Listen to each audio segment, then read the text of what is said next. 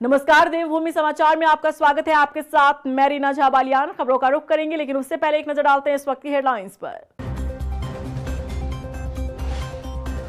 योग गुरु बाबा रामदेव की बड़ी मुश्किलें, बैन हुए पतंजलि के 14 प्रोडक्ट। सुप्रीम कोर्ट की फटकार के बाद प्रदेश सरकार ने लिया एक्शन।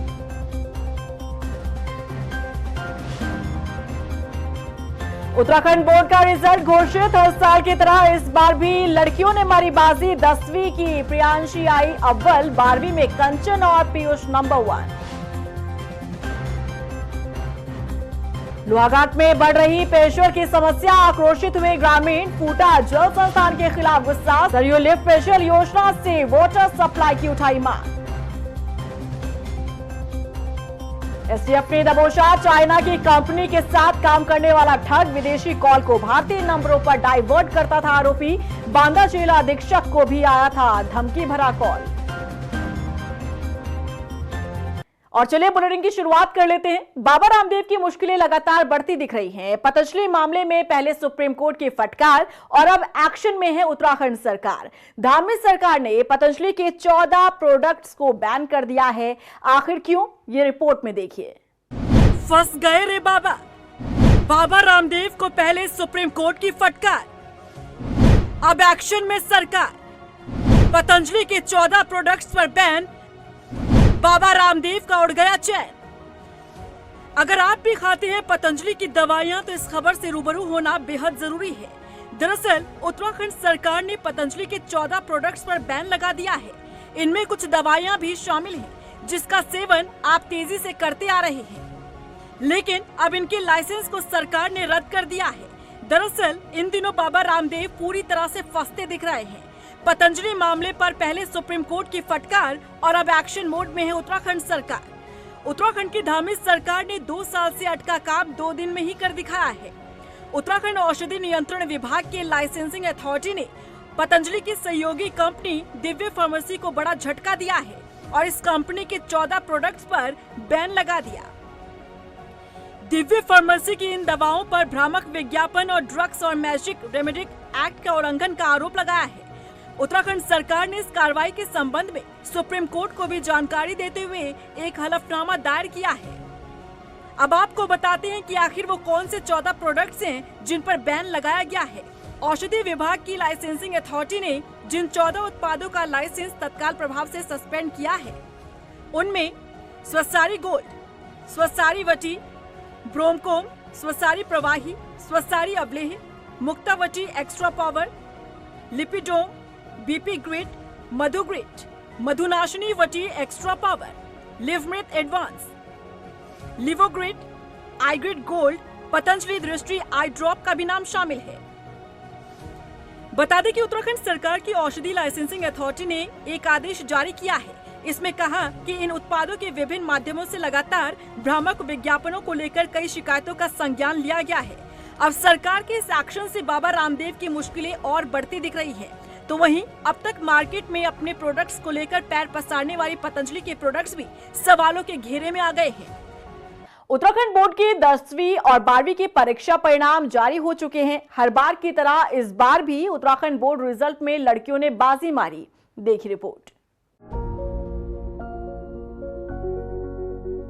उत्तराखंड बोर्ड की 10वीं और 12वीं के परीक्षा परिणाम घोषित हो गए हैं। पहली बार उत्तराखंड में बोर्ड परीक्षा के परिणाम अप्रैल महीने में घोषित किए गए। 10वीं की बात की जाए तो कुल 1,12,377 छात्रों ने एग्जाम दिया। 89.14% 10वीं का परीक्षा परिणाम रहा, तो वहीं 12वीं में 92,020 छात्रों ने एग्जाम दिया, जिसमें से 76,039 छात्र पास हुए। तो वहीं 82.63% 12वीं का परीक्षा परिणाम रहा। वहीं जीआईसी गंगोली हाट की 10वीं की छात्र प्रियांशी रावत ने 500 में से 500 अंक हासिल कर 10वीं में टॉप किया है। तो वहीं 12वीं में पीयूष खोलिया और कंचन जोशी ने 498 अंक के साथ टॉप किया। अगर जिलों की बात की जाए तो जनपद बागेश्वर ने हाई स्कूल और इंटर में टॉप किया है।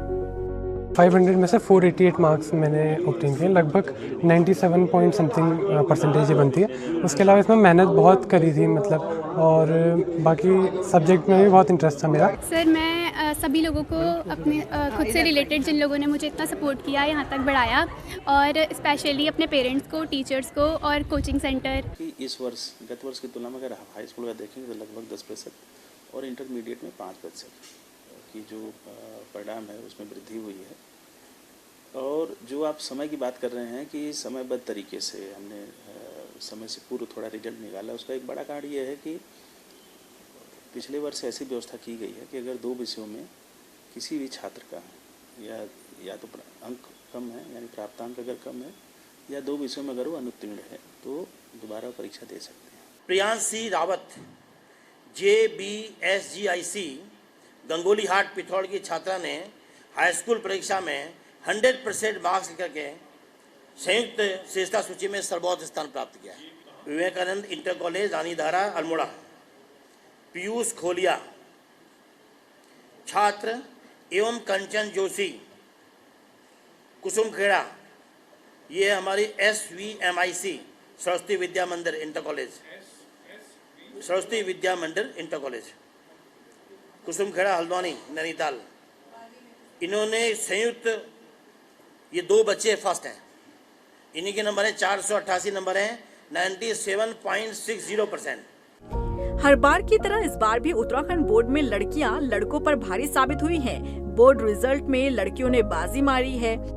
इंटरमीडिएट में परीक्षा पास करने वाले लड़कों का जहां प्रतिशत 78.97 है, तो वहीं लड़कियों का प्रतिशत पास होने का 85.96 है। हाई स्कूल में लड़कियों के पास होने का प्रतिशत 92.54 है, तो लड़कों के पास होने का प्रतिशत 85.59 है। वहीं पूरे परीक्षा परिणाम पर नजर दौड़ाएं तो 500 में से 500 नंबर लाने वाली एकमात्र प्रियांशी रावत हैं, जो कि पिथौरागढ़ जैसे दूरस्थ जनपद की रहने वाली हैं। प्रियांशी रावत को फोन कर शिक्षा मंत्री धन सिंह रावत ने बधाई दी और प्रियांशी के उज्जवल भविष्य की कामना की। आपको ढेर सारी बधाई है शिक्षा विभाग की तरफ से भी और शिक्षा मंत्री धन सिंह रावत जी की तरफ से भी। बहुत बहुत धन्यवाद सर। और आपने हमारा उत्तराखंड का नाम रोशन किया है। 500 में से 500 नंबर आए आपके। बहुत बहुत थैंक यू सर। 100% नंबर आए आपके। हाँ प्रियांशी, मैं अजय टमटा बोल रहा हूँ। तुमको बहुत बहुत बधाई, बहुत शुभकामनाएं। आपने पूरे परिवार का, उत्तराखंड का और मेरे पिथौरागढ़ का बहुत ज़्यादा नाम पूरे गौरवान्वित किया है। इसके लिए बहुत सारी शुभकामनाएं आपको, आपकी माता जी को, पापा जी को। हाँ, उत्तराखंड बोर्ड परीक्षा परिणाम की बात करें तो पिछले साल की तुलना में इस बार बोर्ड परीक्षा परिणाम में सुधार हुआ है। साल 2023 में जहां इंटरमीडिएट की परीक्षा परिणाम 80.98 थे, जो इस बार 82.63 तक पहुंच गया है, तो वहीं हाई स्कूल का परीक्षा परिणाम 2023 में 85.27 था, जिसमें बढ़ोतरी होते हुए 89.14 तक पहुंच गया है, जो शिक्षा में सुधार की ओर संकेत करता है।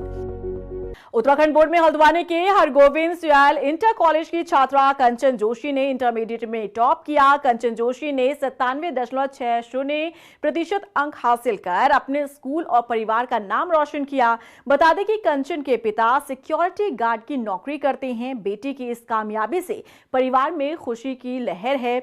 स्कूल के प्राचार्य KS बिष्ट ने बताया कि कंचन की लगन ने ये मुकाम हासिल करवाया है। बता दें कि कंचन इंजीनियर बनने का सपना देख रही है।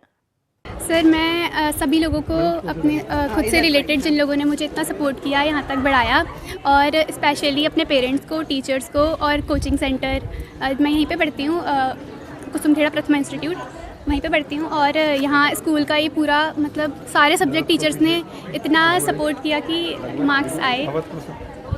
क्या बनना चाहते हैं आगे? इंजीनियर। सर, मैं आपको बताऊं, मेरी बेटी को ना खाने का शौक है, ना पीने का शौक है, ना पहनने का, कोई मतलब नहीं है इसको। वो दिन रात पढ़ाई, कुंडा मार के कि बाहर आवाज़ आती थी तो खिड़की बंद कर देती थी। रोड में आवाज़ आएगी तो खिड़की बंद कर देगी। और हम बोलेंगे जैसे अभी सूर्यास्त हो रहा तो किताब मत पढ़, तो सर वो उस समय भी किताब निकाल के बैठ जाती थी। तो हम बोलते इस पूजा पाठ करो, अपना ऐसा करो, तो वो ऐसे बोलती है कि मन में ऐसा होना नहीं चाहिए, कि मन में होना चाहिए, ऐसे भाव रखने से होता है, कि पूजा पाठ करने से नहीं होता है। उधर उत्तराखंड कांग्रेस के प्रदेश प्रवक्ता जितेंद्र सिंह बिष्ट ने UPCL के MD अनिल यादव पर गंभीर आरोप लगाए हैं। आरोप लगाते हुए उन्होंने कहा कि यूपीसीएल के एमडी किसानों को मुफ्त बिजली देने के लिए भ्रमित खबर फैला रहे हैं, जबकि उत्तराखंड के पड़ोसी राज्य उत्तर प्रदेश में किसान मुफ्त बिजली का लाभ उठा रहे हैं, लेकिन ऊर्जा प्रदेश उत्तराखंड के किसान मुफ्त बिजली के लिए प्रदर्शन कर रहे हैं। बता दें कि जितेंद्र सिंह बिष्ट ने यूपीसीएल को भ्रष्टाचार का अड्डा बताया है। उन्होंने कहा कि महंगी बिजली की मार उत्तराखंड की जनता झेल रही है।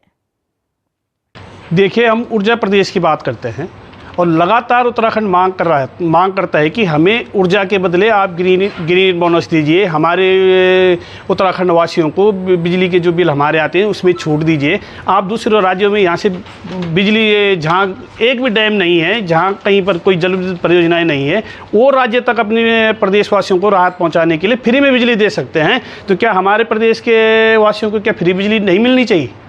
पौड़ी के नैनी डांडा अस्पताल में बुजुर्ग का इलाज करने पर बवाल हो गया। दरअसल नैनी डांडा गांव के ग्रामीण घायल बुजुर्ग को इलाज के लिए अस्पताल लेकर पहुंचे, लेकिन आपसी विवाद का हवाला देते हुए अस्पताल में मौजूद कर्मियों ने इलाज नहीं किया। ग्रामीणों ने बताया कि अस्पताल में मौजूद कर्मियों ने ग्रामीणों को इलाज से पहले शिकायत करने की हिदायत दी। हालांकि ग्रामीणों के हंगामे के बाद बुजुर्ग को इलाज दिया गया। बता दें कि इस मामले में ग्रामीण कार्रवाई की मांग कर रहे हैं। ग्रामीणों ने यहां पर सीएमओ से मामले की शिकायत की है। वहाँ पे जब हम अंदर जाते हैं, उनसे बात करते हैं, रिक्वेस्ट करते हैं कि पहले आप इनको फर्स्ट ट्रीटमेंट दे दीजिए, उसके बाद अपने आप वहाँ पे चले जाएंगे और वहाँ पे रिपोर्ट दर्ज भी करा देंगे। उन्होंने किस तरह से पहले मेन दरवाजा पटका, उन्होंने सीधा, आप देख रहे हो किस तरह से उन्होंने हाथ से पटका और सीधा हो। उसके बाद फिर सीधा दो लेडी थे, उनमें एक नर्स, आई थिंक नर्स थी, एक मेन डॉक्टर आई थिंक, तो दोनों ने अपने आप को सीधे अंदर जाके इमरजेंसी जो रूम है वहाँ पे बंद कर दिया। अंदर से उन्होंने कुंडी लगा दी। हमारे साथी जो हैं, जो साथ के थे, उन्होंने धक्का ही मारा उसको दरवाजे को, के बाद दरवाजा खोलिए, इसका पहले ट्रीटमेंट कीजिए, लेकिन उन्होंने सीधा मना कर दिया कि मैं नहीं करूँगी। लोकसभा चुनाव में बीजेपी को समर्थन देने वाली नेता भावना पांडे ने रुड़की आर्मी कैंटीन के ठेकेदार पर वसूली का आरोप लगाया है। भावना पांडे ने कहा कि आर्मी कैंटीन में कार्यरत कर्मियों से ठेकेदार नौकरी में जमे रहने के लिए 15,000 रुपए की मांग कर रहे हैं। भावना पांडे ने आरोपी ठेकेदार के खिलाफ कार्रवाई की मांग की है। वहीं भावना पांडे ने आमजन की समस्याओं पर भी सरकार के नुमाइंदों को घेरा। 3-4 साल से काम कर रहे हैं, आज तक हमारे साथ ऐसा नहीं हुआ जैसे इस बार हुआ है। क्या हुआ? हमारे से 15,000 रुपये की डिमांड की गई है। हमें बोला है 15,000 रुपये तो तब एंट्री गेट से होगी, वरना कल से काम पे नहीं आना। किसने बोला है? ठेकेदार ने और सुपरवाइजर ने। क्या कह रहे हैं वो कह रहे हैं काम पे लगाने की सीधी सी रिश्वत मांग। और अभी 4 साल बाद एक अर्जुन चौधरी बिजनौर के आदमी को ठेका दे दिया गया और वो शोषण कर रहा है। वो हर बच्चे से 15,000 मांगता है। तो 15,000 बच्चे जब 12,000 तनख्वाह लेंगे और इतनी महंगाई का ज़माना है, इतनी बेरोजगारी है, और कहाँ से वो 15,000 देगा रिश्वत के? और ये रिकॉर्डिंग भी है कि वो रिश्वत मांगी गई। 4 साल बाद उनको एक बाहर निकालना ये बहुत ही दुर्भाग्यपूर्ण है। अभी चुनाव का रिजल्ट नहीं आया और इन्होंने काम शुरू कर दिए। वहीं भारतीय सेना में अपनी सेवा दे रहे देवभूमि के लाल प्रणय नेगी करगिल में शहीद हो गए। जानकारी के मुताबिक प्रणय नेगी की करगिल में मौसम बदलने के बाद तबीयत बिगड़ गई। मंगलवार देर रात परिवार को बेटे के शहीद होने की खबर मिली। बता दें कि प्रणय नेगी भारतीय सेना में मेजर के पद पर तैनात थे। 3 साल पहले उनकी शादी हुई थी। जानकारी के मुताबिक बुधवार को शहीद का पार्थिव शरीर उनके घर पर पहुंचेगा। इस खबर के बाद से क्षेत्र में माहौल गमगीन हो चुका है। लोहाघाट के ठाराडोंगा क्षेत्र में ग्रामीण पेयजल किल्लत से परेशान है। ग्रामीणों का आरोप है कि जल संस्थान हफ्ते में सिर्फ 3 दिन पेयजल सप्लाई कर रहा है, लेकिन ये पर्याप्त नहीं है। बता दें कि नाराज ग्रामीणों ने खाली बर्तनों के साथ जल संस्थान के खिलाफ प्रदर्शन किया। ग्रामीणों ने क्षेत्र में सरयू लिफ्ट पेयजल योजना से वाटर सप्लाई की मांग की। साथ ही मांग पूरी न होने पर हाईकोर्ट में शासन प्रशासन के खिलाफ जनहित याचिका दायर करने की चेतावनी दी। इसमें मुख्य रूप से जो इसकी मूल समस्या है वह चारों तरफ पानी के स्रोतों में पानी की कमी हो जाना, जैसा कि सभी जगह पानी की कमी हो रही है। जैसा कि आपको पता ही है, लोहाघाट में बहुत ज़्यादा जनता है, पॉपुलेशन ज़्यादा है, तो यहाँ बिना किसी बड़ी योजना के समस्या का समाधान नहीं हो सकता है। या तो ऊपर वाला ही मेहरबान हो, लगातार बारिश होते रहे क्षेत्र में, जबकि ऐसा नहीं हो रहा है। तो बड़ी नदियों से जब तक बड़ी योजना नहीं बनेगी इसका समाधान नहीं हो सकता है। उत्तराखंड एसटीएफ ने फर्जी कॉल सेंटर का खुलासा करने के साथ ही बांदा जेल अधीक्षक को धमकी भरा फोन कॉल करने वाले आरोपी को गिरफ्तार किया है। एसटीएफ का दावा है कि आरोपी चाइना की कंपनी के साथ मिलकर फर्जी कंपनी चला रहा था, जिसमें वो बड़े शातिर तरीके से विदेशी कॉल को इंटरनेट पर मंगवाकर भारतीय मोबाइल नंबरों पर डाइवर्ट कर साइबर ठगी का षड्यंत्र रचने का काम करता था। पुलिस ने आरोपी की कंपनी के नाम से रजिस्टर्ड 500 मोबाइल नंबर बरामद किए हैं। पुलिस के मुताबिक आरोपी इससे पहले भी साइबर ठगी के मामले में जेल जा चुका है।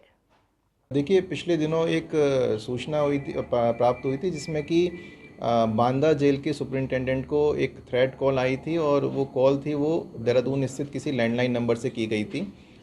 तो उस सूचना के प्राप्त होने पर हमारे द्वारा सुओ मोटो जाँच शुरू की गई। साथ ही इसमें DOT से भी संपर्क किया गया। तो DOT का भी एक रिक्विन पोर्टल होता है जिसमें कि अगर कोई इंटरनेशनल कॉल इंडियन नंबर से लैंड होती है तो वहाँ पर यूज़र्स रिपोर्ट कर सकते हैं। तो इन दोनों जगह से जो सूचना प्राप्त हुई उनको एनालिसिस किया गया और जिस जगह से कॉल ओरिजिनेट हुई थी उस जगह पर हमारे द्वारा रेड किया गया और कल एक इलीगल टेलीकॉम सेटअप को हमारे द्वारा पकड़ा गया है। पिथौरागढ़ से पार्टी की तरफ जा रही पशु एम्बुलेंस हादसे का शिकार हो गई। बताया जा रहा है कि पशु एम्बुलेंस अनियंत्रित होकर पलट गई और गनीमत रही कि वाहन खाई में नहीं गिरा। बीजेपी युवा मोर्चा मंडल महामंत्री दीपक बिष्ट ने बताया कि पशु एम्बुलेंस के पिछले पहिए के नट बोल्ट ढीले हो गए थे, जिस कारण ये हादसा हुआ। और इसी के साथ फिलहाल इस बुलेटिन में बस इतना ही, लेकिन चलते चलते एक नजर डालते हैं इस वक्त की हेडलाइंस पर। योग गुरु बाबा रामदेव की बड़ी मुश्किलें, बैन हुए पतंजलि के 14 प्रोडक्ट। सुप्रीम कोर्ट की फटकार के बाद प्रदेश सरकार ने लिया एक्शन।